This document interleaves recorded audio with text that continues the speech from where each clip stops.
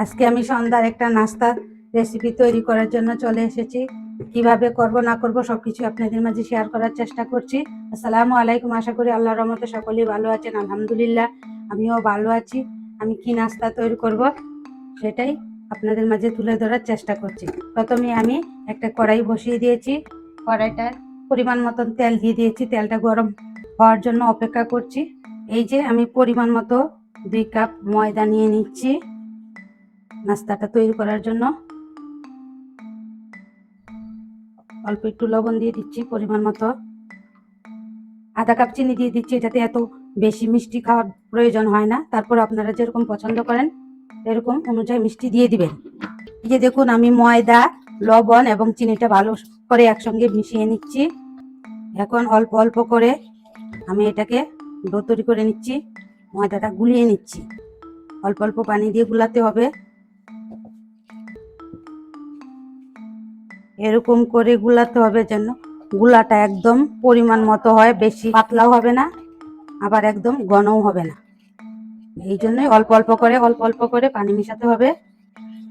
এই যে দেখতেই পাচ্ছেন আমার গুলাটা হয়ে গিয়েছে।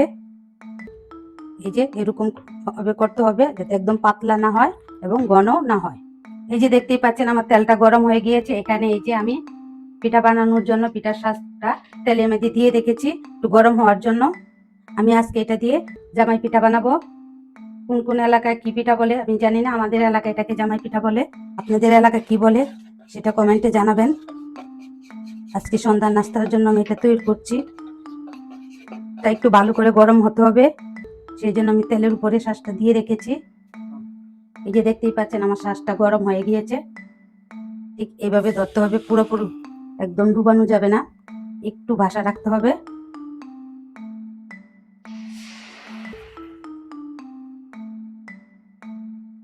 যে আমি দিয়ে দিয়েছি।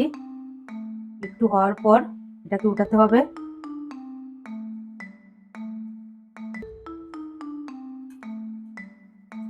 প্রথম অবস্থা একটু এরকম হচ্ছে, 2-1টা বানানোর পরে ঠিক হয়ে যাবে। যতবার পিঠাটা হবে ততবারে এটা গরমে তেলের ভিতরে ডুবিয়ে রাখতে হবে। গরম না থাকলে পিঠাটা হবে না।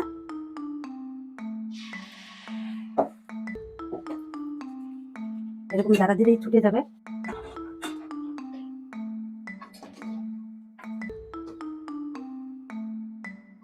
এই যে দেখতেই পাচ্ছেন ফাইনালি আমার জামাই পিঠা বানানো শেষ হয়ে গিয়েছে।